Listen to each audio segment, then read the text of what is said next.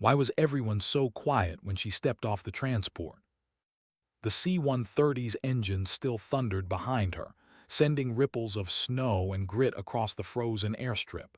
Yet somehow, beneath that noise, she could hear it, the silence of judgment. The unspoken question in every face that turned toward her: who sent her here? The air at forward operating base Serenity was thin and sharp, like a blade pressing against the lungs. 14,000 feet above sea level, perched among the Sarek peaks, it was a place where the wind carried voices and the cold carried memory. The outpost itself was nothing more than a stain of canvas and steel balanced precariously on the edge of nowhere. And walking into it was Warrant Officer Ana Sharma. She was not tall, not loud, not young. A wiry figure with threads of silver streaking through her dark hair and a face carved by years of wind and fatigue. Her uniform was regulation, but the flight suit she wore beneath it was faded to a dull olive, its fabric bearing more history than her personnel file likely revealed. She carried no visible insignia, no proud unit patch, only a blank square of fabric stitched where a crest should have been. When she approached the operations tent, a man was already waiting. Major Kalen Thorne looked like he'd been cut from a block of stone, broad-shouldered, jaw tight, his movements heavy with command. He sized her up in one long, slow glance. "Warrant Officer Sharma," he said finally, the words clipped and cold. "You're the replacement pilot for the transport wing." It wasn't a question. "Yes, sir," she answered, her tone steady but restrained, the kind of voice that neither invited conversation nor allowed disrespect. Thorne grunted and gestured toward the airfield. "Your bird's the US-60 on Pad 3, the one they call Spectre. Looks like it was pulled out of a museum." She followed his gaze. The helicopter stood apart from the others, weathered and dark, its paint faded, its lines worn but proud. Modified antennas rose like thorns from its spine. It looked old but not obsolete. It looked like it had survived things the newer birds could only dream of. A young sergeant nearby, all muscle and attitude, gave a low chuckle. "Heard she's a hangar queen, sir. More time grounded than flying." Thorne didn't stop him. He didn't need to. Sharma's expression didn't shift. She just adjusted the strap on her flight bag and walked toward the pad. The wind caught her hair as she crossed the frostbitten tarmac. Behind her, the laughter of the younger pilots drifted from the mess tent, light, careless, and certain that she couldn't hear them. But she did, and she didn't care. The Spectre loomed before her, cold metal and silent promise. She ran a gloved hand along its side, tracing the faint scars and rivets as if reacquainting herself with an old friend. Beneath her fingers, the metal was smooth and alive with memory. It wasn't a relic. It was a survivor, and so was she. Inside, the cockpit smelled of hydraulic fluid and old smoke. She eased into the pilot's seat, her body falling into the rhythm of it without thought. Her fingers brushed switches she didn't need to read. The controls were where she remembered. The machine was not strange to her, it was familiar, almost intimate. From outside, she heard voices again, muffled, curious, dismissive. None of them mattered. What mattered was the faint hum she could almost feel beneath her feet, as though the Spectre itself recognized her touch. Later in the briefing tent, the air was heavy with coffee and overconfidence. Thorne stood before a tactical map illuminated by the pale glow of a projector. Around him, younger officers leaned in close, their notepads untouched, their attention divided between bravado and boredom. The mission was routine, at least on paper. Viper 3 will be inserted into the Gorgon's Tooth Valley for reconnaissance. High altitude, deep surveillance, Thorne said, tapping the map with a gloved finger. Air support will come from Raptor flight. Standard S-birds will run standby for evac and supply. He glanced at her then, an afterthought at the back of the room. "Warrant Officer Sharma, you'll handle logistics cargo runs to Fob Dagger, below 10,000 feet, nothing complex." Her orders were a cage wrapped in courtesy. "Yes, sir." Thorne continued. Weather turns quick up here, so stay inside your corridors. We don't need any." He paused, then looked directly at her. "Hotshot maneuvers."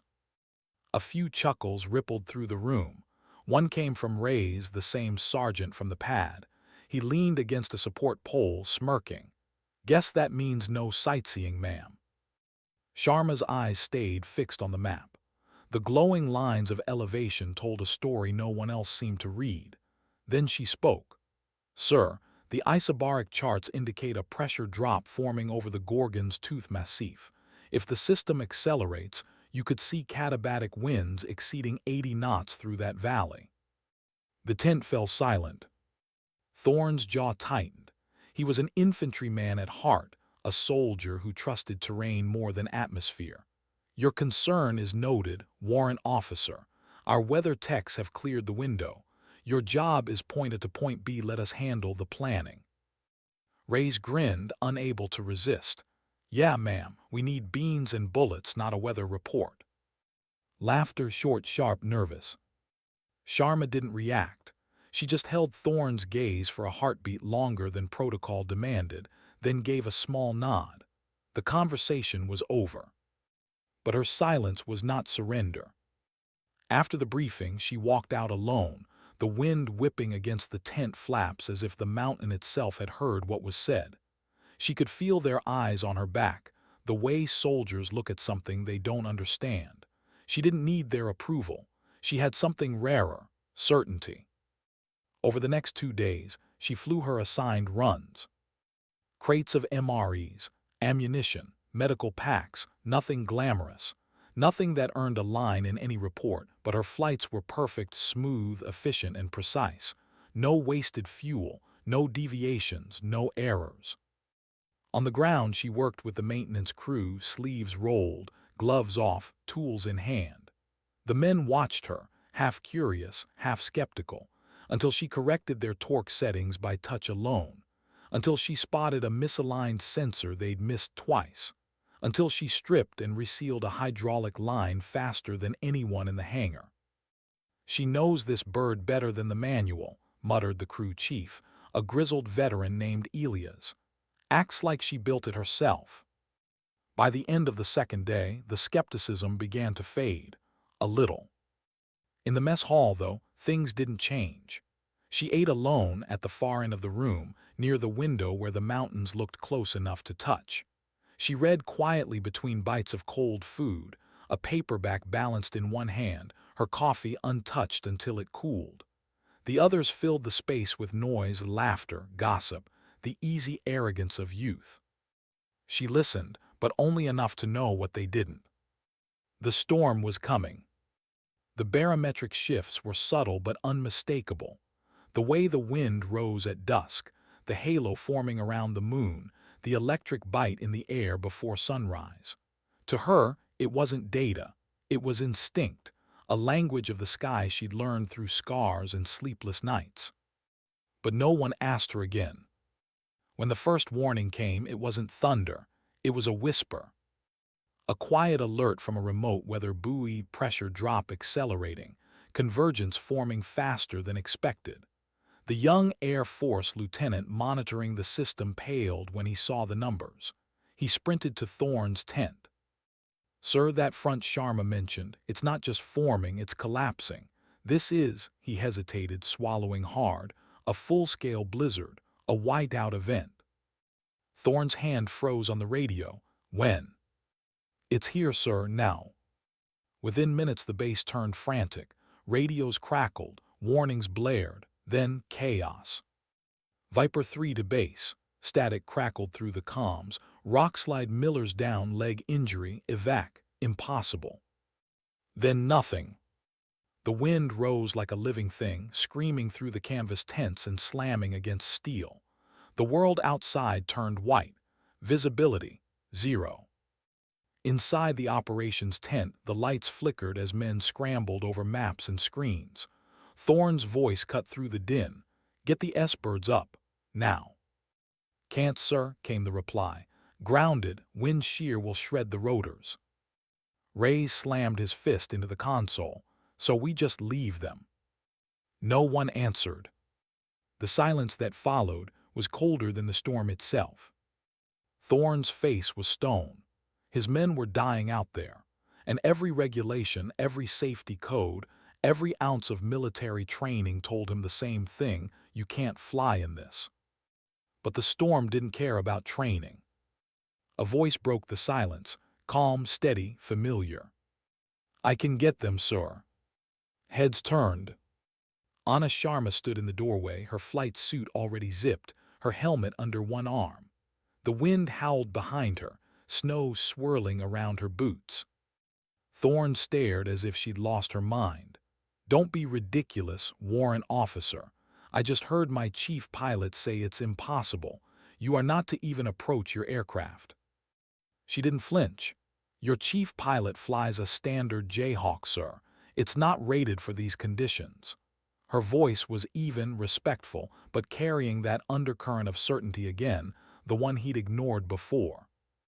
Reyes stepped forward, anger and disbelief twisting his words. "That old wreck will be torn apart before it clears the wire. You're not an S-pilot. You're not trained for this." For the first time she looked directly at him. No heat, no pride, just quiet resolve. Then she turned back to Thorne. "Major," she said softly, "I know this storm, and I know my aircraft. If I take the leeward ridge line, I can ride the wind corridor, a stable pocket between the downdrafts. It's narrow, but it'll hold. I can reach them." Thorne's breath caught. Outside, the wind roared louder, as if daring him to say yes. She stood there, small, calm, utterly certain, and in her eyes he saw something that silenced every voice in that tent. It wasn't arrogance, it was mastery. And he realized, too late, that he'd been wrong about her from the moment she arrived. How do you convince a man who's already decided you can't save him?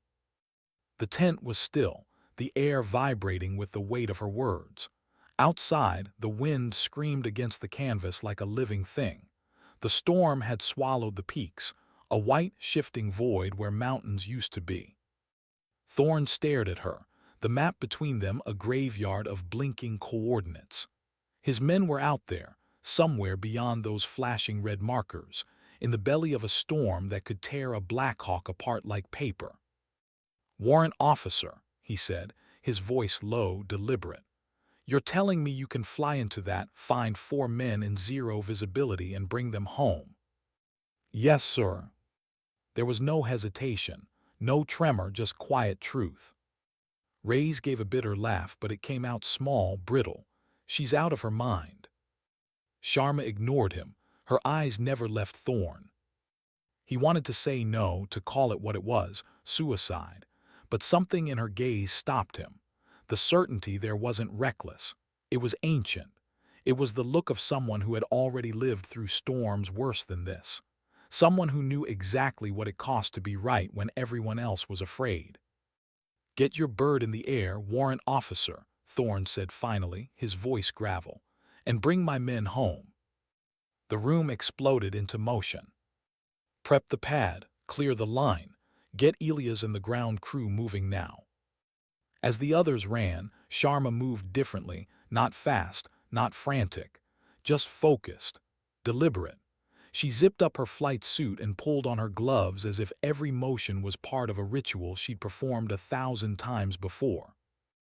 Outside, the storm clawed at the base, snow slicing through the air in horizontal sheets. The floodlights turned everything ghost white. Master Sergeant Elias met her by the helicopter, his parka flapping wildly. "You can't be serious," he shouted over the wind. "Never more." He looked at her for a long moment, then nodded once, a soldier's nod. No arguments, just respect. "Then let's get her ready." They worked side by side, boots crunching through the ice. The ground crew scrambled with cables and ladders, scraping snow off rotor heads, checking tension points and seals. Sharma climbed up the fuselage herself, clearing the accumulation by hand, her gloved fingers probing the composite material for cracks. The machine was alive under her. It vibrated faintly as if it sensed what was coming. Reyes stood in the distance, arms crossed, his expression unreadable. He'd seen pilots push luck before, some made it, most didn't. But what he saw now wasn't luck. It was something quieter, something unsettling. Sharma reached into the cockpit and placed her bare palm on the cold aluminum panel just for a heartbeat. Her eyes closed. It was like a silent greeting between old warriors. When she looked up again, her expression was unreadable. Inside the cockpit, the world changed. The storm's roar became a low, muffled hum through the reinforced glass. The panels flickered to life, bathing her face in green and amber light. Her movements were precise, switches flipped, dials set, systems tested. Each motion carried the rhythm of someone who had spent more time in the sky than on the ground. Her co-pilot, Warrant Officer Chan, was young, maybe mid-20s. His eyes darted between instruments and windows, his breathing shallow. "Wind socks gone," he stammered. "Tower reports gusts at 90 knots. Visibility near zero." Sharma didn't look at him. "The wind socks irrelevant, Chan. We're not fighting the wind, we're using it." He blinked, confused. "Using it?" "Keep your eyes on the FLIR display," she said calmly. "Call out terrain deviations. I'll handle the rest."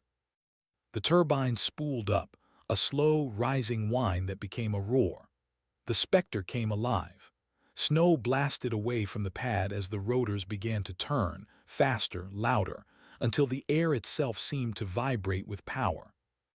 In the TOC, the camera feed flickered, a faint image of the helicopter framed by chaos.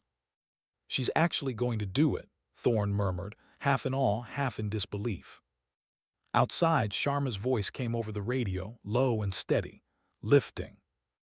The Spectre rose, not abruptly but with careful grace, a ghost easing free of the earth.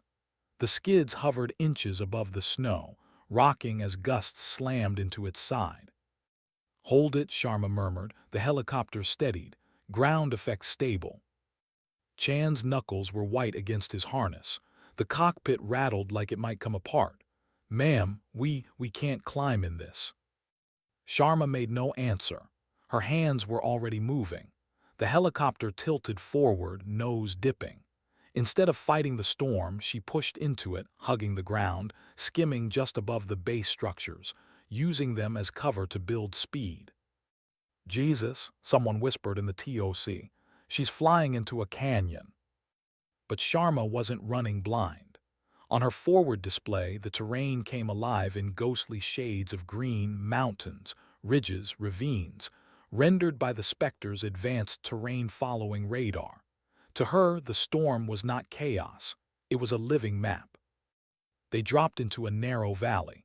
The wind screamed through it like a throat of knives. "Entering sheer line," Sharma said quietly. "Brace." The Spectre hit turbulence like a fist. It dropped 100 feet in a heartbeat. Alarms blared. The aircraft bucked violently. "Vortex ring state," Chan shouted. "We're losing lift." "Negative," Sharma countered, voice sharp. Her hands blurred across the controls, cyclic forward, collective adjusted, tail petals feathered. She dove instead of climbing, cutting through the downdraft, regaining forward momentum. The maneuver was madness. It was genius. The alarms went silent. The helicopter leveled. Chan stared wide-eyed, unable to speak. "I have control," Sharma said, simple, calm, absolute. For the next 20 minutes, time fractured. Outside, the storm was a screaming void. Inside, there was only rhythm, her breathing, her voice, the hum of the instruments. She wasn't flying against the storm. She was flowing with it, reading invisible currents, anticipating their violence like a dancer sensing the next beat. In the TOC, they listened. There was nothing else to do. The radio crackled intermittently with her voice, altitude readings, bearing changes, quiet commands. Then suddenly, "Radar contact," Sharma said. 300 meters, bearing 095. Thermal match for human signatures, that's them. Relief swept through the room like fire. Thorne leaned closer to the screen. "Can she land?" No one answered. On the valley floor, the world was pure madness, wind ricocheting off cliffs, snow swirling in vicious spirals. No pilot in their right mind would attempt a hover extraction. But Ana Sharma was not like other pilots. "Chan," she said evenly, "prep the hoist. Tell them they have one pass, 30 seconds of relative stability. They need to be ready." 30 seconds. That's all we'll get. She brought the Spectre around, descending sideways into the gale. The helicopter crabbed across the valley, nose angled into the wind, every control input a battle. The engine screamed in protest. On the ground, the men of Viper 3 heard it before they saw it, a low thumping that seemed to rise from the earth itself. Then, through the storm, a single beam of light. One of them shouted. Hope flared where only fear had lived. "Move, go now." The hoist cable whipped down, twisting violently in the gusts. They clipped the injured man first, Miller, his leg mangled beneath layers of ice and blood. The line jerked. The Spectre dropped 10 feet.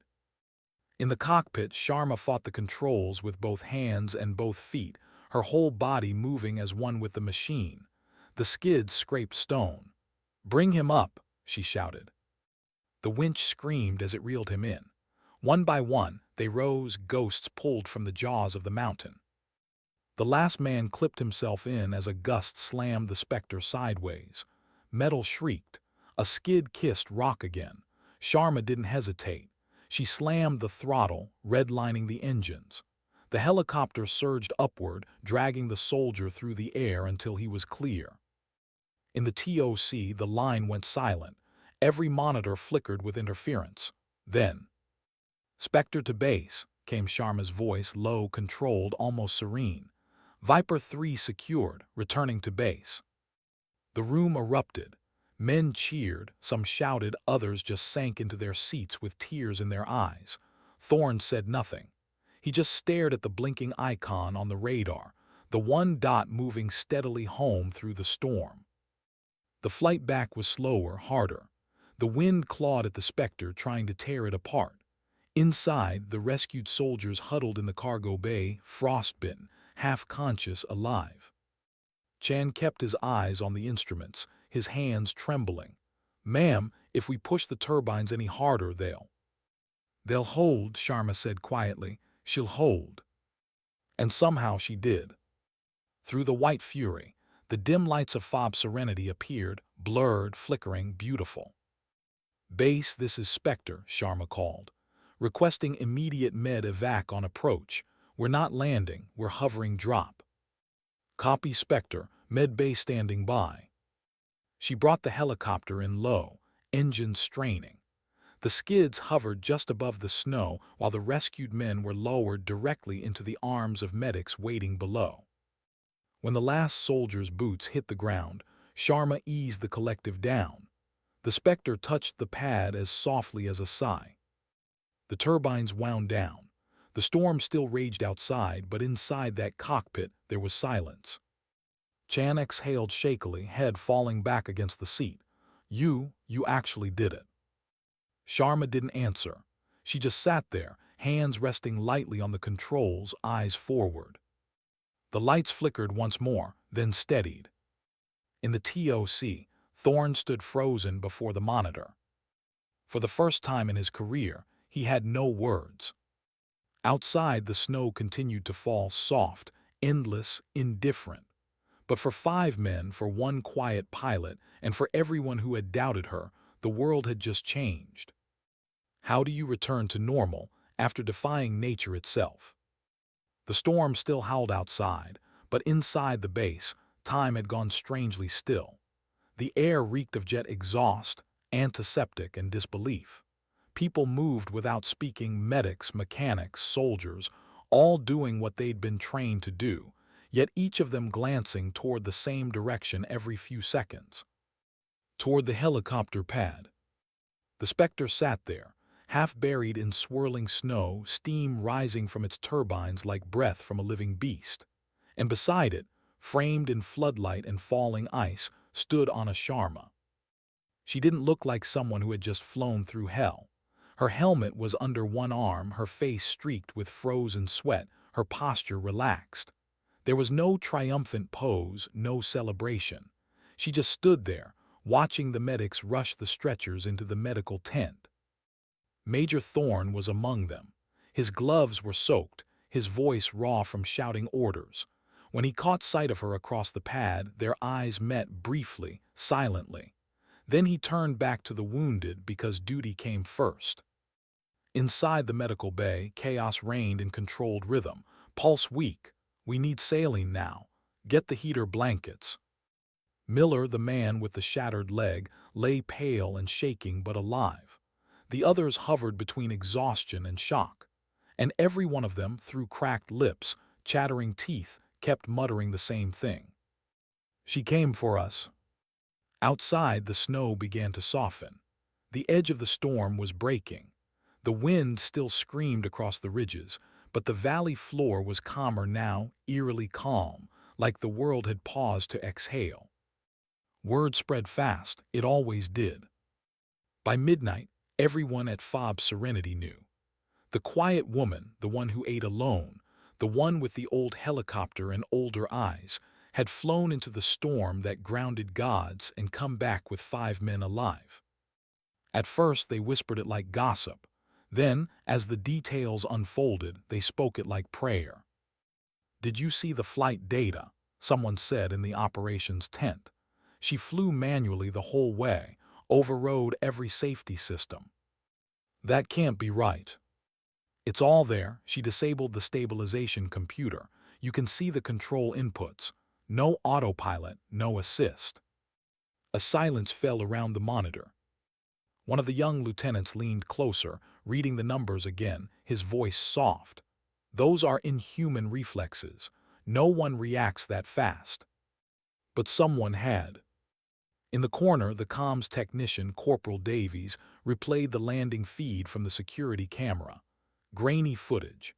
A storm-lit blur of white and shadow. The Spectre touched down, the canopy frosted over. Then, as Sharma stepped out, something flickered on her shoulder, a small patch half hidden beneath the strap of her harness. Davies froze the frame, zoomed in. Not a standard unit insignia.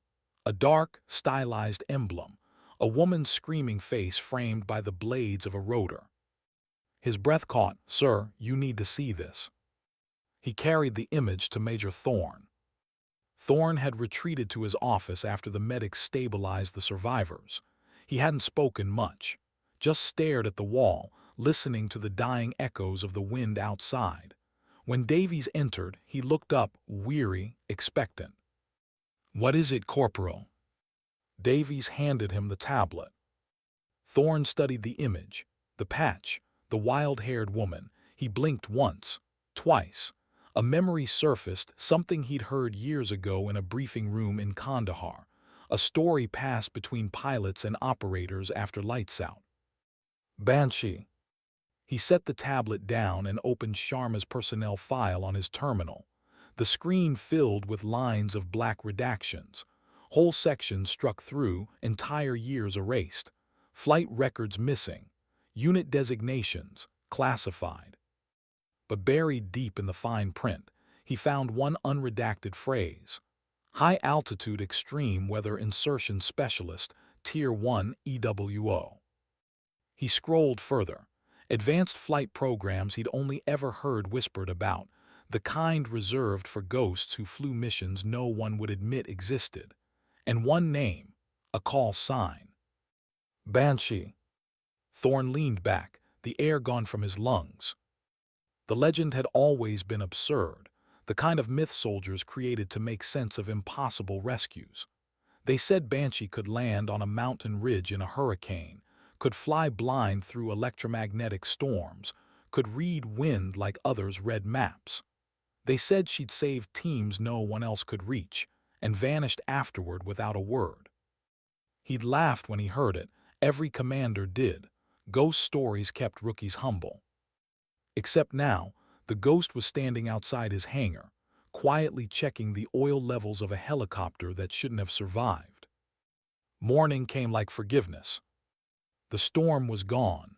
The sky was painfully blue, the snow so white it hurt to look at. The Sarak peaks glittered like glass. Base serenity stirred to life again, engines warming, generators humming, voices returning to their usual chatter. But beneath it all ran a current of reverence. When Ana Sharma walked into the mess tent for coffee, conversation died mid-sentence. It didn't stop abruptly. It just faded like a radio losing signal. She didn't notice, or pretended not to. She moved to the coffee urn, poured herself a cup and turned. Every table was full except one. Sergeant Reyes sat near the door, half-eaten breakfast before him, eyes lowered. When he saw her, he hesitated, the ghost of yesterday's arrogance flickering across his face. Then, without a word, he stood, picked up his tray, moved aside.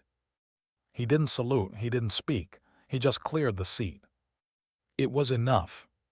Sharma gave the smallest nod, a gesture of acknowledgement rather than acceptance, and sat.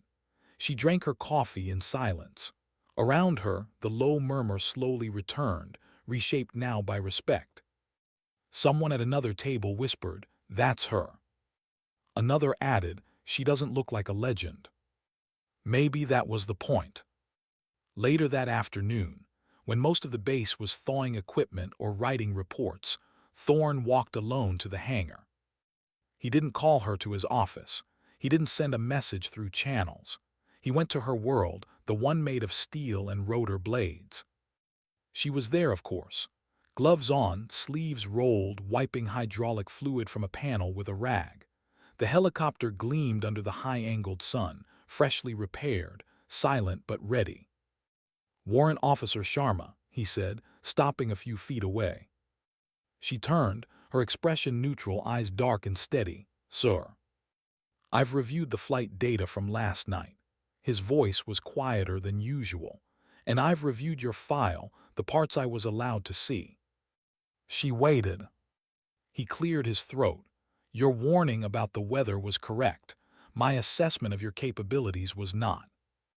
A pause, he looked at his boots, then back up at her. "You saved 5 of my men. You saved my command." For a long time, neither spoke. The hangar was vast and still. Then he drew himself upright and did something he rarely did, something he hadn't done in years. He saluted. It wasn't perfunctory. It wasn't protocol. It was respect, offered plainly without words. Sharma studied him for a heartbeat, then returned the gesture with quiet precision. No speeches, no ceremony, just 2 soldiers acknowledging truth. As he turned to leave, she spoke softly, almost to herself. "Sometimes, sir, the sky tests who's willing to listen." He stopped, half-turned, then nodded. "And sometimes the ground needs reminding." That evening, as the sun slid behind the western ridges, painting the snow in orange and violet, the base felt different. The storm had scoured it clean of arrogance, of doubt, of noise. Inside the hangar, Ana Sharma worked alone. She moved slowly around the Spectre, checking panels, bolts, fluid lines, each inspection precise, methodical. The flight had pushed the machine to its limits. It deserved her care. Her fingers brushed the cold metal affectionately. "You did well," she murmured. No one heard her. No one needed to. She climbed into the cockpit, settled into the pilot's seat. The instruments were dark now, reflecting only the faint light of the setting sun. Through the canopy, the stars were beginning to appear, sharp, endless. She leaned back, breathing in the familiar scent of oil and metal. Her body still ached from the strain, but inside, something had gone still, that rare calm that comes only after chaos. Out on the flight line, distant laughter carried through the thin air. Life was returning. She smiled faintly, not because she was proud, but because she was at peace. For a long time, she just sat there, in the cockpit of the machine that had once been called a relic, watching the constellations move across the black. From his office window, Major Thorne looked out at the same light, one solitary lamp still burning in the hangar, a small figure moving inside it. He realized he was witnessing something most commanders never see. Not a hero's victory, but mastery, quiet, relentless, unspoken.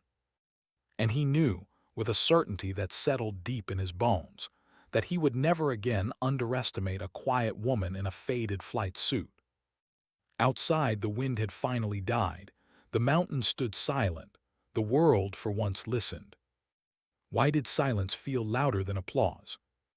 The morning after the rescue, the base was awake before dawn.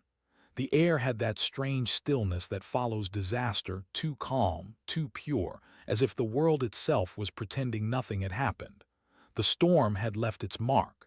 The hangars were buried under drifts, the antenna masts bent, the airfield still scarred with frozen ruts, but everyone was alive. Inside the infirmary, the smell of disinfectant and burnt coffee hung in the air. Machines beeped softly. Bandaged hands twitched in sleep. Sergeant Miller stirred on his cot.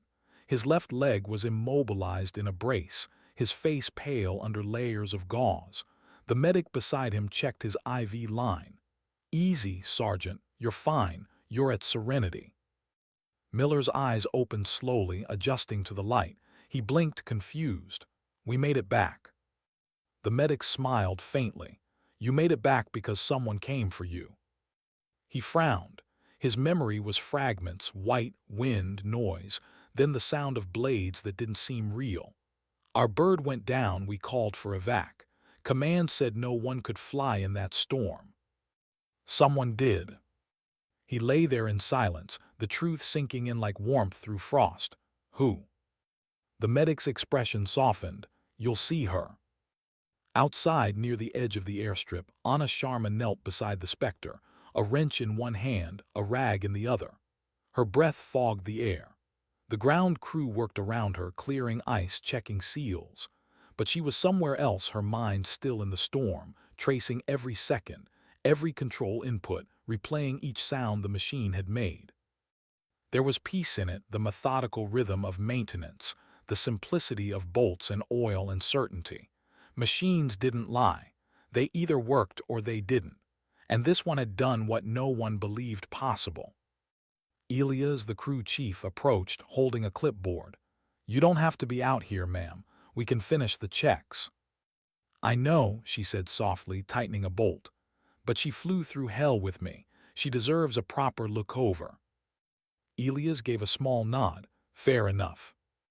He lingered a moment, watching her run her hand over the tail section. "You know, most pilots treat their birds like machines. You treat her like a partner." Sharma smiled faintly. "A machine only becomes trustworthy when you listen to it." He nodded slowly, understanding. "Well, whatever you're doing, keep doing it. You made believers out of the whole damn base." She didn't respond. Compliments had never interested her. Results did. Later that morning, Major Thorne gathered his officers for a debrief. The mood was subdued. Every man in the room had seen things the night before that defied what they believed was possible. Thorne stood at the front, his expression unreadable. "Viper 3 is stable. Their mission data survived and command's already asking for our report." He paused, then looked around the room. "Before we get to that, I want to address what happened last night." The officers shifted uneasily. Reyes sat in the corner, arms folded tight. Thorne's tone hardened slightly. "We all know what I said before the storm. We all know who I dismissed. I won't hide behind rank. I was wrong." The silence that followed was absolute.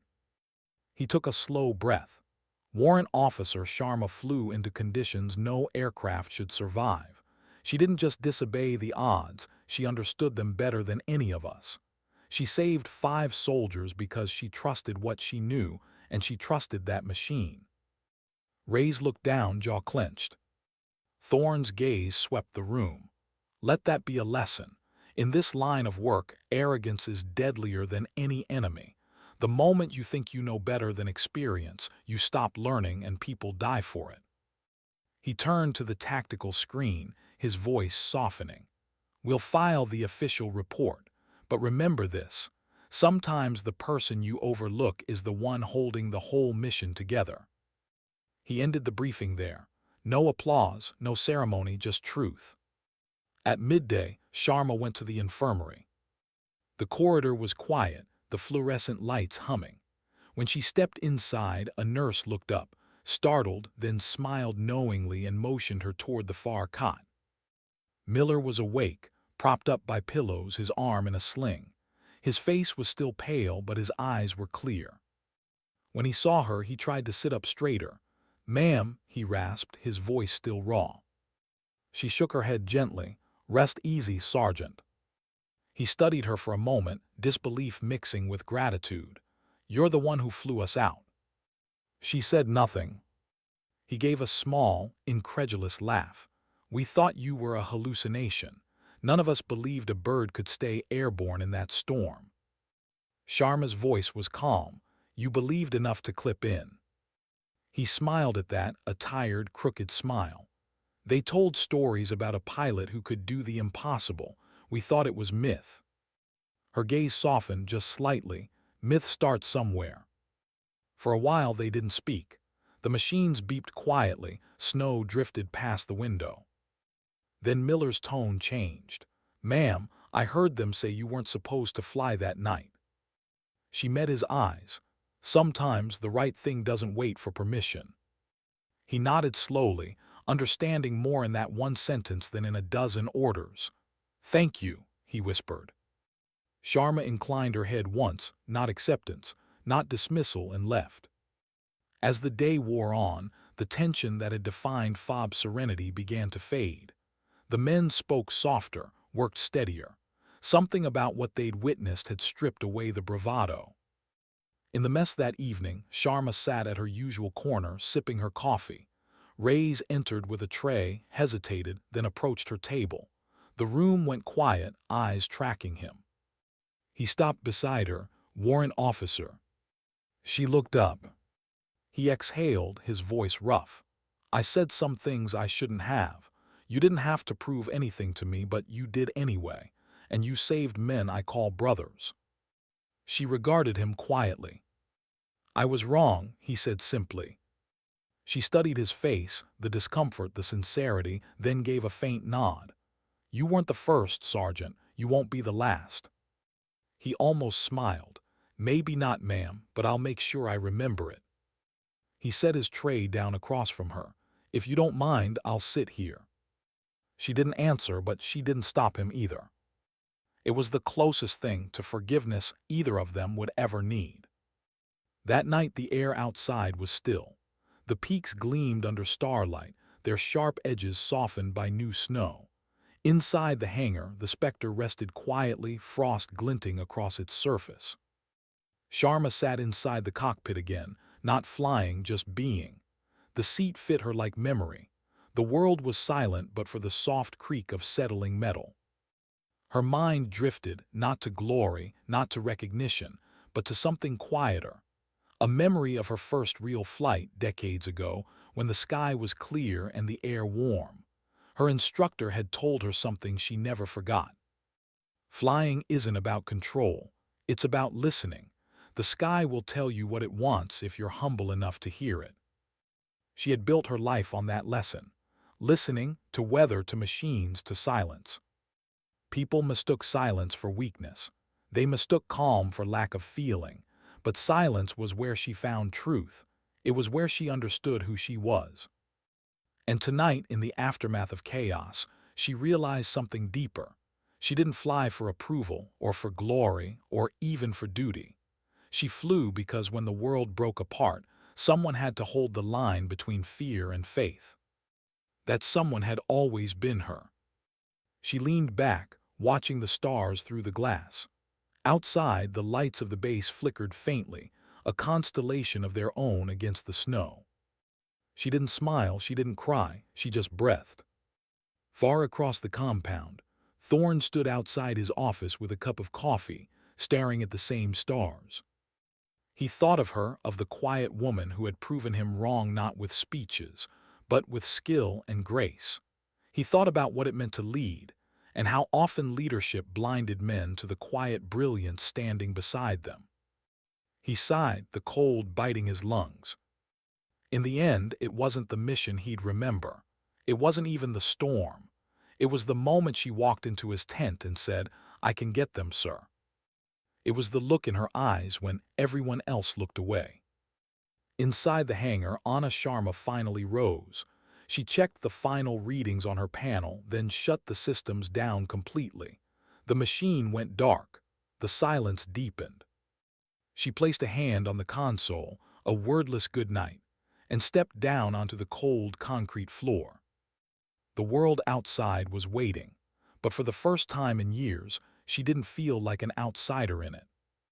The base had changed, the people had changed, maybe even she had just a little. And somewhere deep within her, past the discipline and the calm, a quiet truth took root, the kind that doesn't shout, doesn't demand to be seen. Because dignity doesn't need noise. It just acts. How long does it take for a legend to start breathing? By the second sunrise after the storm, the snow on the tarmac had begun to melt in thin, uneven patches. The helicopters sat like beasts at rest, their black silhouettes sharp against the white.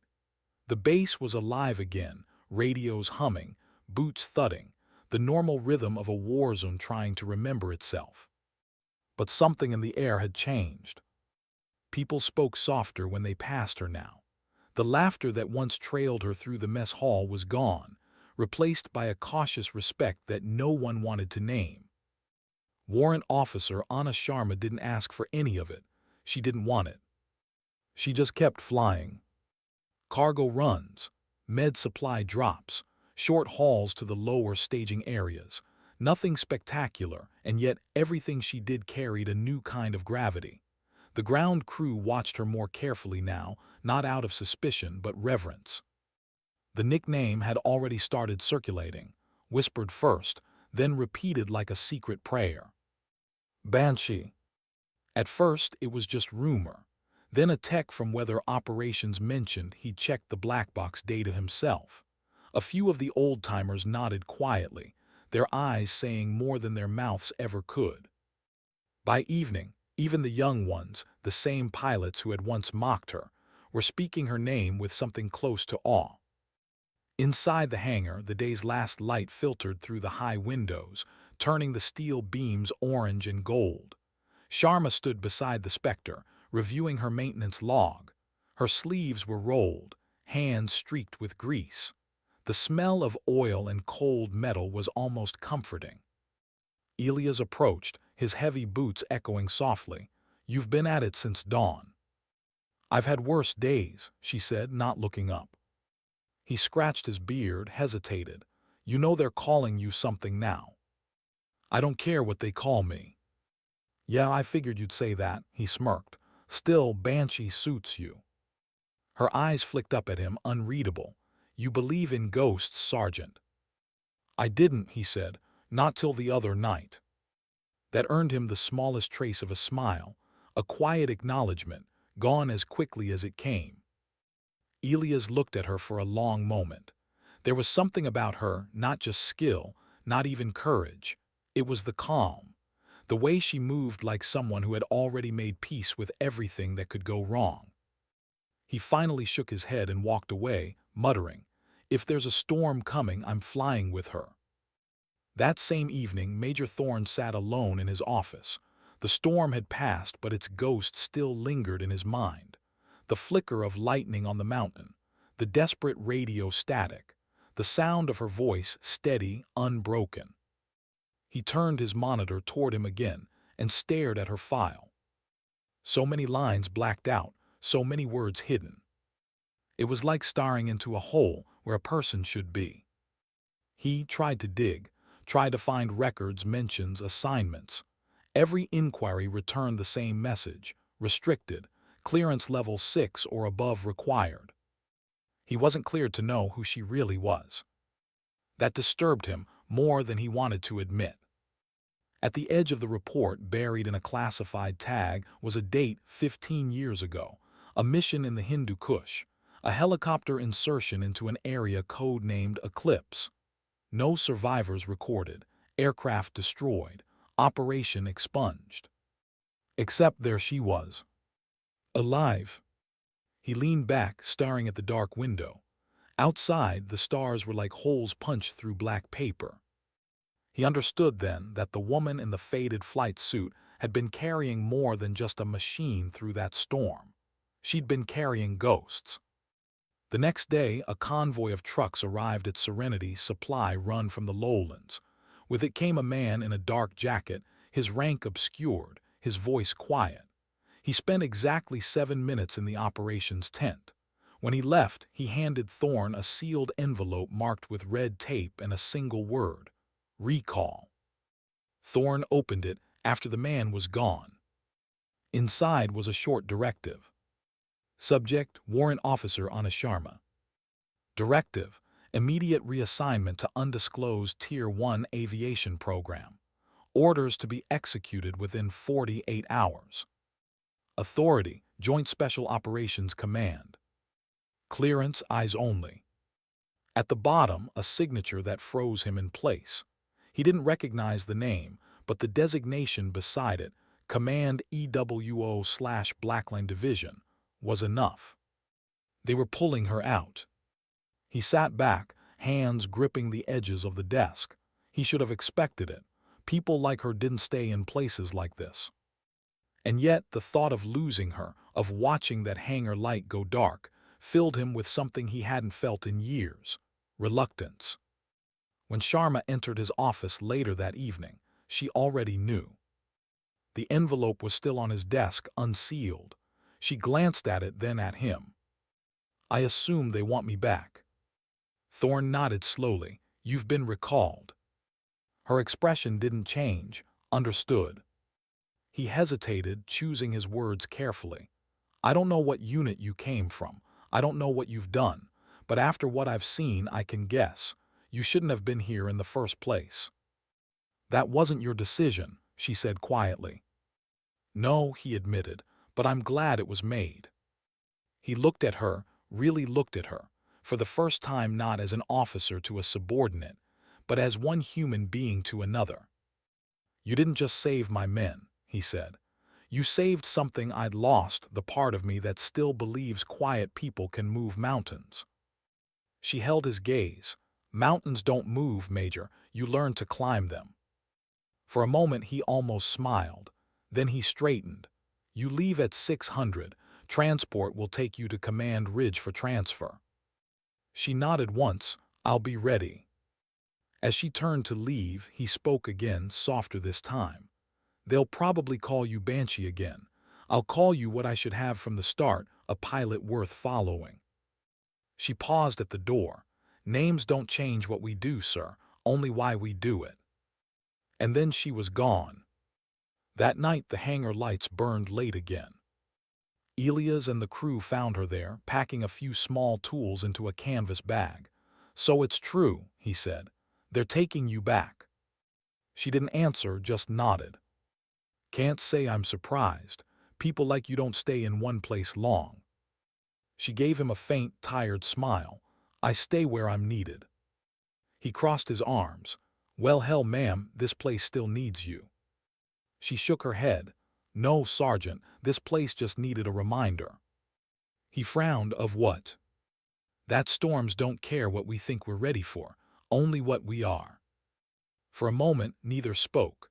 The wind outside rattled the hangar doors like a heartbeat. Elias finally sighed. "Then I hope whoever gets you next deserves you."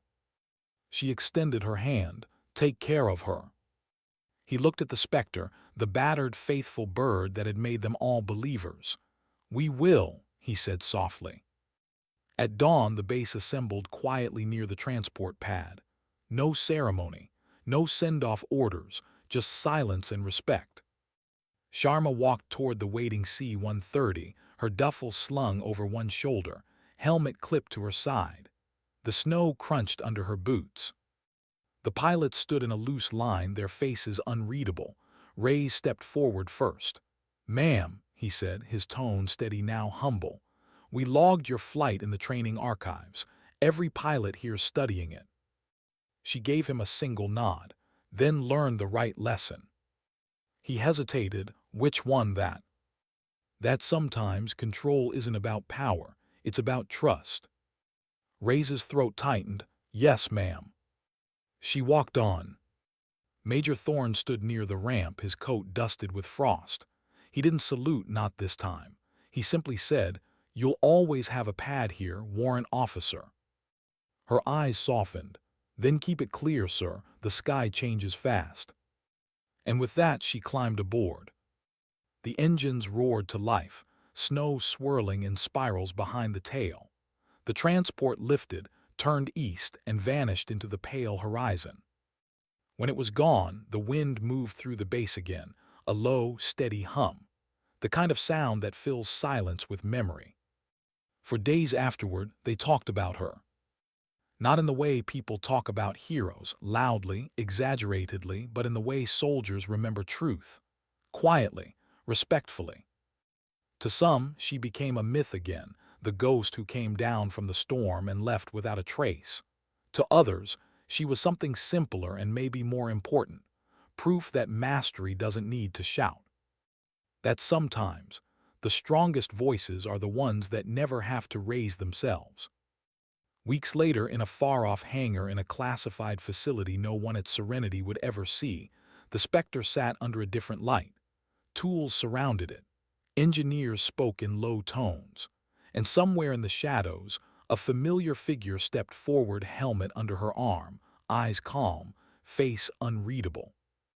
Ana Sharma was home again. The legend of Banshee had returned to where it began. And in the distant mountains of the Sarak Peaks, at a small forward base forever changed, there remained an unspoken lesson carved into memory that sometimes dignity doesn't speak. It simply acts. What happens when the mission ends, but the silence does? The transport flight was long, too long. Hours of nothing but the low hum of engines, the rhythmic vibration through the fuselage, the occasional creak of shifting cargo. To the crew, it was a routine haul. To Ana Sharma, it was something else, a return to the world she had tried to leave behind. She sat alone near the back, her gloved hands resting loosely on her knees, eyes half closed. The cold air bit at her skin, but she barely felt it. Her mind wasn't in the plane. It was still on the mountain, still hearing the wind slam against the canopy, still feeling the tremor of the Spectre's frame as she'd forced it through the storm. That kind of experience didn't fade. It stayed in your blood like static electricity. The transport descended at dawn, landing on a strip carved from rock and secrecy. The sign by the gate read nothing. No name, no insignia. Just an alphanumeric code that meant everything to those who knew and nothing to those who didn't. She stepped off the ramp into the thin, dry air of a desert plateau. The sun had not yet broken the horizon, but the world was already silver and alive with light. Waiting for her was a man in a dark flight jacket, his hands in his pockets, his expression unreadable. He wasn't military in the traditional sense. Too still, too calm. "Warrant Officer Sharma," he said, his voice smooth, practiced. "Welcome back." She regarded him for a moment. Back implies I left. That drew the faintest smirk. Fair point. He gestured for her to follow, leading her past the hangars. Inside, aircraft sat shrouded under tarps, experimental, angular, nothing that officially existed. The sound of welding and distant turbine tests echoed like ghosts of thunder. They entered an operations wing built from concrete and silence. Every hallway looked identical. Cameras in every corner. Doors that opened only with clearance cards she didn't have anymore. He stopped in front of one marked BLACKLINE/EWO command. "Director, waiting for you," he said. She gave him a long, quiet look. "It's been a while since I took orders from anyone." He tilted his head. "Then you'll remember how to ignore the ones that don't matter." Inside, the room was almost empty. One table, two chairs, a wall of screens displaying weather patterns across continents. The woman who stood waiting wore no insignia. Her hair was close-cropped, her face both severe and kind. The kind of face that belonged to someone who'd seen too much and learned to keep it. "Sit," she said simply. Anna sat. The director leaned forward, folding her hands. "You've been busy, warrant officer." Sharma said nothing. "Do you know how many times your name came up on my terminal this week?" The director continued. "5 separate reports, all redacted. You caused quite a stir at Serenity." "I didn't cause it," Sharma replied quietly. "The storm did." The director studied her for a moment. "Maybe, but you're the one who flew through it." A beat past silence layered with understanding. Then the director said, "We need pilots like you again." Ana's gaze didn't waver. "You already have pilots." "Not like you." That was the problem. There were always pilots, thousands of them. Skilled, disciplined, brave, but mastery was different. Mastery was rare. It couldn't be trained, only earned, paid for in blood and time and loss. Sharma's voice was low. "You recall me because of one flight." "We recall you because of what that flight reminded us," the director said. "There's a mission, extreme weather insertion. No autopilot, no satellite guidance. We need the best, and that list begins and ends with you." Sharma leaned back, crossing her arms. "You think I flew through that blizzard because I wanted to prove something?" The director didn't blink. "You flew because someone had to. That's what makes you valuable and dangerous." The word lingered in the air. Dangerous. To the people who forget what quiet competence looks like. They didn't argue after that. They didn't have to. By the next morning, Sharma was back in a flight suit, newer fabric, updated comms, different patches, but it all felt the same. She stood beside a machine she'd never flown before, sleek, matte black, built for stealth and endurance. Its rotor blades shimmered faintly under the floodlights, composite materials humming with potential energy. She ran a hand along the fuselage. It wasn't the Spectre. It didn't have the scars. The sound of its metal didn't match the rhythm of her pulse. But she could feel its hunger, that restless vibration of an aircraft that wanted the sky. A young technician approached, tablet in hand. "Ma'am, all systems green. It's rated for extreme atmospheric turbulence. She's yours for as long as you want her." Sharma gave a slight nod. "Machines don't belong to people," she said softly. "We just borrow them." The tech frowned slightly, unsure if it was a joke or a philosophy. Before he could ask, she was already climbing into the cockpit. From above, the desert stretched endless and pale. Her hands moved over the controls with practiced ease, reacquainting themselves with the feeling of flight. But even as the rotors cut through the thin air, something inside her felt off. The silence she'd once found comfort in now felt heavier. When she looked down, she saw the shadow of her helicopter sliding across the sand, dark, solitary, unreachable. For years she had built her life around missions like this, solitary, precise, necessary. She'd always thought solitude was the price of excellence. But after Serenity, after Thorne, after the looks on those soldiers' faces, she wasn't sure anymore. Maybe silence was its own kind of storm. That night she sat alone in her quarters, a windowless room with a cot, a locker, and a desk. The walls were sterile, the air recycled, the silence oppressive. On the desk sat a small object wrapped in cloth. She unrolled it carefully. Inside was an old flight patch, the one she used to wear before everything had been redacted. The screaming woman's face and rotor blades, frayed at the edges. She traced a finger along it, remembering the first time she'd earned it. 15 years ago, the Hindu Kush. A mission that no one was supposed to survive. They'd called her Banshee that night too, but not out of respect, out of fear. Her aircraft had been torn apart mid-flight, her co-pilot killed instantly. She'd flown half a machine through a collapsing valley, guiding a wounded team out under fire. She landed it upside down in a ravine, alive barely. Command had told her afterward that she was being reassigned to quiet duties, which in their language meant disappear. She did for years, until a storm on a nameless mountain brought her back into the world again. The intercom buzzed. Warrant Officer Sharma, report to Operations Bay 3.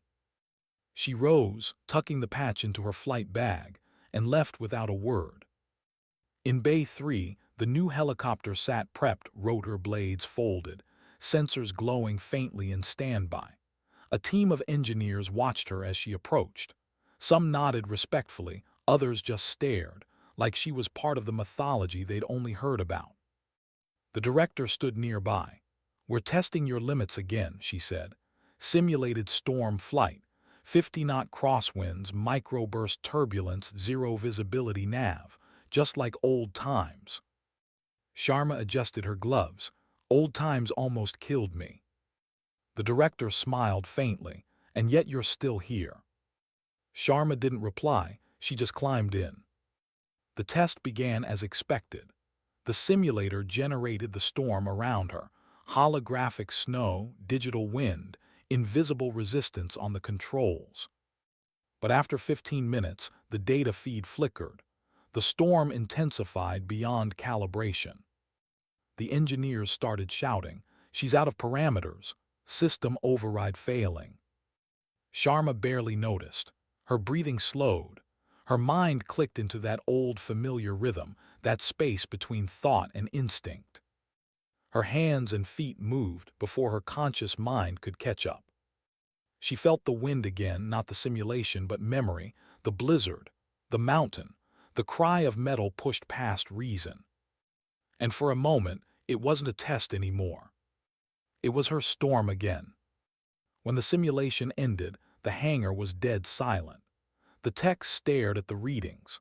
The numbers were impossible, reaction times faster than recorded average flight corrections within tolerances no human should achieve. The director approached slowly. "You realize you just broke the system." Sharma removed her helmet, her hair damp with sweat. "Then build a better one." The director smiled faintly. "You never disappoint." "I'm not here to impress anyone," Sharma said quietly. "I'm here to keep people alive." "Then we'll make sure you can." That night she walked out to the flight line alone. The desert was quiet, the stars so bright they seemed to hum. The air was still, dry, vast, a different kind of silence than the mountains, but silence all the same. She looked up at the sky, remembering the peaks of the Sarak Range, the biting wind, the weight of 5 lives suspended in a storm. She wondered if Thorne ever looked up at night and thought of her. Maybe he did, maybe he didn't. It didn't matter. What mattered was that somewhere out there, a base still stood, alive because she had refused to stay grounded. In the darkness, she whispered a single sentence, not to herself, not to the wind, but to the machine resting beside her, waiting. Storms pass, but the sky remembers. Then she turned, the faint reflection of the stars glinting in her eyes, and disappeared back into the quiet heart of the facility. She was no longer just a pilot. She was a myth returning to service. And somewhere deep in her chest, the storm still lived, calm, fierce, and eternal. What do you do when the legend they see in you stops feeling human? The new mission came without ceremony, as they always did in Blackline Division. A classified envelope, a single sheet of paper, coordinates, time, no context, no questions. They told her only this: a research team stranded at high altitude, weather anomaly, zero visibility, all satellite navigation offline. The only way in or out was through a corridor of turbulence no autopilot could handle. She stared at the briefing for a long time, tracing the coordinates with her finger. Mountains again, always mountains, always storms. The director watched her from across the table. "You're the only one who can get there." "Then you already know my answer," Sharma said quietly. Hours later, the hangar buzzed with activity. Technicians loaded emergency crates into the cargo bay, oxygen, medical packs, thermal blankets. The air smelled of fuel and ozone. Sharma walked slowly around her helicopter, the new bird sleek and strange. She still missed the old one. The Spectre had been flawed, stubborn, but alive. This machine was perfect, and somehow that made it colder. She stopped near the cockpit, placing a gloved hand against the metal. "You don't know me yet," she whispered, almost to herself. "But you will." The co-pilot assigned to her was young, too young. Lieutenant Blake, 24, recently pulled from advanced training. He looked at her like he was standing beside a ghost he'd grown up hearing stories about. "Ma'am," he said, voice tight with nerves, "I just want to say it's an honor to fly with you." "Then keep your hands steady," she said without looking at him. "Honor won't keep us in the air."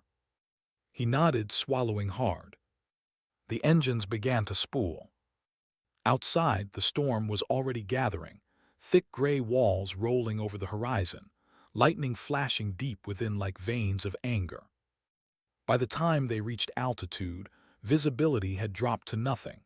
The helicopter was a bubble of light suspended in chaos. "Wind shear at 30 knots, Blake reported. His voice shook slightly.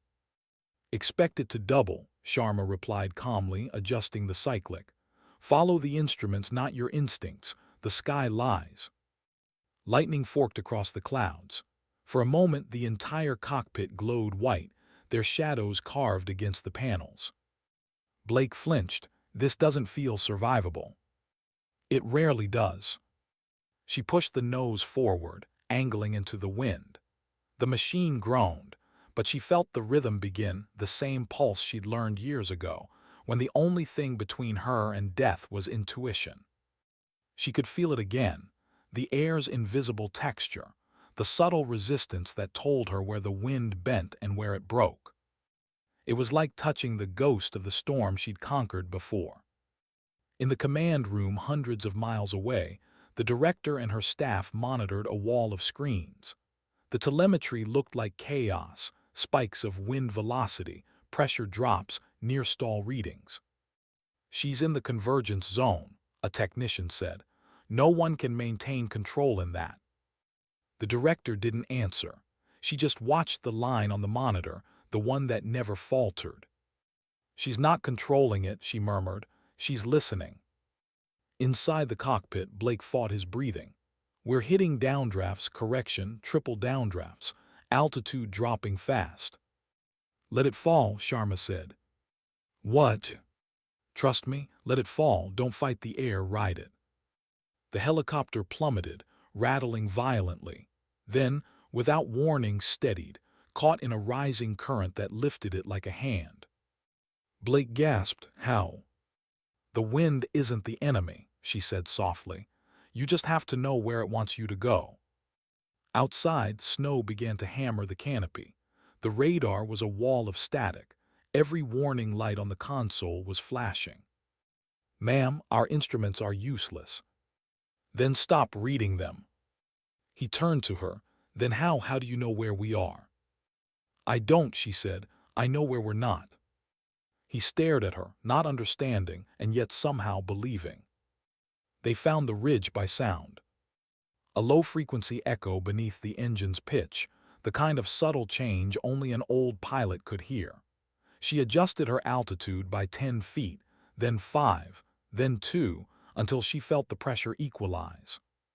"Hold steady," she murmured. Blake's breathing quickened. "There's nothing on radar." "There will be."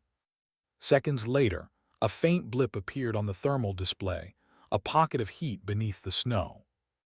"That's them." Sharma leaned forward, eyes sharp. "Get the hoist ready, we'll have one pass." Blake's hands trembled as he powered the winch. "Winds at 60 knots, this is." "Possible," she said firmly. "Everything's possible for 30 seconds." On the mountain below, the research team heard it, that low, pulsing sound like thunder made mechanical. They stumbled out of their collapsed shelter, faces pale, eyes wild. The storm screamed around them, tearing at their clothes. Above them, the faint shape of a helicopter materialized through the snow, its searchlight cutting a single beam through the chaos. "Move now," their leader shouted. The winch line dropped, swaying violently. "Hook the wounded first," Sharma ordered. Blake's hands moved fast, the rhythm of training blending with fear. One by one, the survivors clipped in. The machine lurched with every weight change, fighting to stay level. "Last one coming up," Blake shouted. Then a sound like a gunshot. The cable jerked hard, warning alarms screamed. "Line snagged," Blake yelled. Sharma's jaw tightened. She glanced at the gauge, the tension was spiking. The line could snap at any second. "Cut it?" he asked. She shook her head. "No, we don't leave anyone." She eased the cyclic forward, tilting the helicopter just enough to shift the airflow, creating a brief lull in the gusts. The line slackened slightly. "Now reel them." Blake obeyed. The winch screamed as the last survivor rose into view, spinning wildly. The second his boots cleared the snow, Sharma pulled power. The helicopter surged upward, engines roaring, storm clawing at it from all sides. They broke through the cloud layer like a bullet leaving water, sudden light, violent calm. Blake gasped, shaking, tears of adrenaline in his eyes. Sharma exhaled slowly, her voice steady. "Altitude 6,000, all accounted for." The radio crackled. "Command to Banshee 1, do you copy?" "Copy, command," she said, voice quiet, almost distant. "Package secure." The response came through like a prayer. "Welcome home." Hours later, when the survivors were safe and the helicopter shut down, Sharma sat alone on the edge of the pad, helmet beside her. The wind was warm here, a gentle breeze compared to the violence she'd left behind. Blake approached carefully, still trembling from the flight. "I don't know how you did that," he said. "You don't need to," she replied. "You just need to remember it can be done." He hesitated, then asked, "Weren't you afraid?" She looked at him, really looked at him. "Of the storm, no." "Then of what?" She turned her gaze back to the sky, where thunder still glowed faintly on the horizon. "Of forgetting what fear feels like." Blake frowned. "I don't understand." "You will," she said quietly. "When people stop seeing you as a person and start seeing you as a myth, that's when fear keeps you human." He stood in silence beside her, not knowing how to respond. After a long moment she rose. "Go rest, Lieutenant. The sky will still be there in the morning." He nodded slowly. "Yes, ma'am." As he walked away, he looked back once and saw her still standing there, staring at the horizon, framed by the faint glow of lightning in the distance. To him she looked like part of the storm itself, calm, untouchable, eternal. But what he couldn't see was the weight behind her eyes. Every storm she conquered left something behind. Every rescue carried ghosts that didn't fade. And tonight, in the quiet between missions, Ana Sharma finally let herself feel the exhaustion she never showed. Not the fatigue of the body, but the fatigue of being believed in too much. In the command center, the director watched the mission footage on repeat, flight path, control inputs, telemetry logs. The readings were extraordinary, again beyond comprehension. But what struck her most wasn't the data. It was the expression on Sharma's face, calm, yes, but distant. The director turned to her aide. "Schedule her next evaluation. Psychological, not physical." The aide frowned. "You think she's unstable?" "No," the director said softly. "I think she's alone." That night Ana didn't sleep. She sat on the edge of her bunk, staring at the patch she kept folded in her palm, the faded screaming face, the symbol of everything she'd been and everything she could never escape. She remembered the mountain, the storm, the voice in her headset saying, "You're not trained for this." And she realized something she'd never let herself admit before. Maybe he'd been right. No one could be trained for this. Not to fly through death, not to be worshipped for surviving it, not to live in the quiet after the noise. You didn't train for that, you just endured it. She closed her eyes. For a moment she let the silence fill her lungs, heavy, clean, infinite. Then very softly, she whispered into the dark, "Every storm I survive takes a little more of me." The words vanished into the air, swallowed by the hum of the facility. But the truth lingered quiet, unseen, like a shadow that never quite leaves. How do you say goodbye to the sky that made you who you are? 3 weeks passed. 3 weeks of silence. 3 weeks without a storm. For most pilots, that was a gift, time to rest, recover, breathe. For Ana Sharma, it was a void. She trained, briefed, flew simulations. She maintained the new aircraft until it gleamed like obsidian, but no mission came. The desert air stayed still. The skis stayed calm. And in the calm, she began to feel the one thing she never wanted to feel. Restless. Every storm she'd faced had been a mirror, a way to measure herself, to understand where her strength ended and the wind began. Without it, she was suspended, waiting for something that might never come again. Until one morning it did. The alarm klaxon didn't sound like it usually did. It wasn't loud. It was low, steady, the kind of sound reserved for emergencies that weren't supposed to happen. Sharma was already awake when it started. She didn't move at first. She just listened, the same way she always listened, to tone, to rhythm, to silence between sounds. Then came the knock, sharp, urgent. "Warrant officer, you're being recalled to Ops 1, priority red." Her eyes narrowed. Priority red meant one thing: loss of control. The situation room was chaos. Maps and telemetry scrolled across every monitor. Voices overlapped. Orders bounced between stations. At the center stood the director, her face pale but composed. When Sharma entered, the noise fell a little. Not completely, but enough to be noticed. "Report," Sharma said quietly. The director pointed to the largest screen. Recon Bird, call sign Raven 5, went down over the Sirac Basin. Electrical failure. 2 crew alive, pinned in a ravine. No recovery possible by ground. Winds exceeding 90 knots. Another storm front building from the east. Sharma scanned the data. It was worse than anything she'd seen since Serenity. No air support. The director's silence was answer enough. Sharma turned toward the door. "Prep my aircraft." "Warrant officer." She stopped, looked back. "You're grounded," the director said firmly. "You've flown 6 high-risk ops in 3 months. Command wants you benched for rest evaluation." Ana met her gaze, calm, unshaken. "You don't bench a rescue when there's still time." The director's voice softened. "This isn't about orders, it's about you. You've given enough. I'll stop when they stop needing me." The director hesitated, then quietly, almost painfully said, "You keep chasing the storm, Ana. One day it's going to catch you." Sharma's eyes flickered, not with defiance but something quieter, acceptance. "Then let it."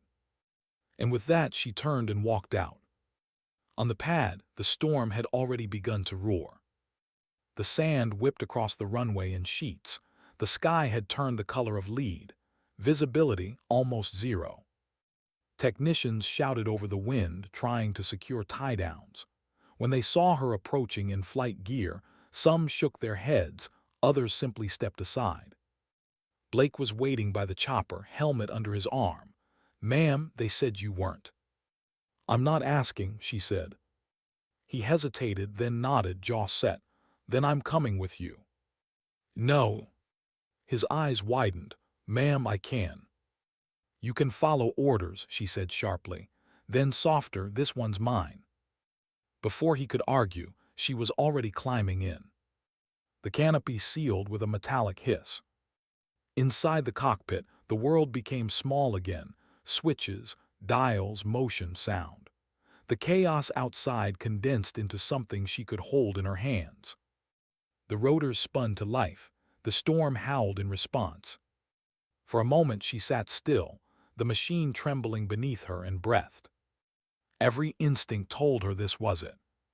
The flight that would define everything or end everything. Either was fine. She lifted off. The first impact hit like a fist. Wind shear slammed against the fuselage, throwing the aircraft sideways. Warning tones shrieked. She adjusted instinctively, cyclic forward, collective down, countering the drift. The clouds swallowed her whole. Lightning flashed, revealing walls of ice and air so thick it moved like water. Her breathing slowed. She was home again. The instruments jittered, the altimeter spun uselessly, but she didn't need them, not anymore. Her hands moved in rhythm, subtle corrections, micro-adjustments, the language of survival written in movement and feel. The helicopter clawed its way through the sky, inch by inch, until a break in the storm revealed the jagged outline of a mountain. At its base, a faint orange glow. Flares, survivors. "There you are," she whispered. The approach was impossible. The ravine was narrow, swirling with air currents that shifted by the second. A gust hit the rotors with the force of a train. The machine groaned. "Hold together," she murmured. She descended slowly, balancing between stall and control. The skids brushed the rock once, twice, then held. The sound of wind filled everything. She could barely hear the shouts outside. Two figures stumbled toward her through the storm, one limping, one half carrying the other. She kept the throttle steady, waiting until they reached the door. Hands pulled them in. She saw the look on their faces: shock, disbelief, salvation. But the wind changed again. A downdraft slammed the tail. The helicopter lurched violently, nose dipping. Sharma gritted her teeth, forcing the cyclic back. "Not yet," she hissed. "Not here." The engine screamed. Alarms blared. Ice formed on the intake. She pulled power too much. The frame shuddered. The world tilted. And in that moment she knew. The machine wasn't going to make it out. She looked at the terrified faces in the rear compartment. The rescued crew, gripping each other, eyes wide with realization. And she smiled. "Strap in," she said calmly. "We're going to ride it down." She pushed the nose toward the wind, counterintuitive, suicidal, but it gave her control. The machine caught the current, rode it sideways, skimming across the ravine like a falling leaf instead of a stone. The ground rushed up. She pulled the collective one last time. Impact. The world exploded in white and sound and silence. When she opened her eyes, everything was dim and weightless. Smoke drifted through broken glass. Her vision blurred, then steadied. The rotors were still. The cockpit cracked open to a bleeding sky. Her body hurt everywhere, but her hands still gripped the controls. Behind her, she heard coughing, movement, voices. They were alive. She let out a slow breath. "Good," she whispered. "That's good." Her right hand trembled. She looked down, blood on the console, slick under her glove. The wind howled through the wreckage, carrying the faint hum of distant thunder. She leaned back, closing her eyes for a moment. And for the first time in years, she felt something like peace. Hours later, rescue teams reached the crash site. They found the helicopter half buried in snow, nose down, tail sheared off. The survivors were huddled nearby, dazed but alive. When they pointed to the cockpit, the medics approached quietly. Ana Sharma was still in her seat, helmet cracked, hands resting on the controls, expression calm. Almost like she'd just finished flying. They pulled her from the wreck with reverence, not words. Days later, at Blackline Command, the director stood alone in her office, reading the final report. It was brief, unemotional, the way all reports were written when emotion didn't fit the language. Mission accomplished. Survivors recovered. Pilot deceased upon impact. Cause: control lost during extraction attempt. She closed the folder gently. Then, almost despite herself, whispered, "She didn't lose control, she gave it." She turned toward the window. Outside, the storm had finally cleared. The horizon burned gold with sunrise. On her desk lay the flight patch someone had recovered, frayed edges, the screaming woman, the banshee. The director picked it up, thumb tracing the threads. "You were never trained for this," she murmured. "You just did it anyway." Weeks passed. At Serenity Base, the small, battered outpost she once saved, a package arrived without a return name. Inside was a folded flag, a flight log, and a single note in handwriting none of them recognized. For those who still believe that calm isn't weakness. Major Thorne held the letter in silence. Then he walked out to the flight line, the wind moving gently through the flags overhead. He looked up at the mountains, the same ones that once swallowed her helicopter whole. And for a moment, he imagined her still up there, somewhere in the endless gray, guiding the lost home. In the years that followed, her name became more than legend. New pilots studied her missions. Instructors quoted her telemetry like scripture. They said she could hear the air, that she was part of the storm.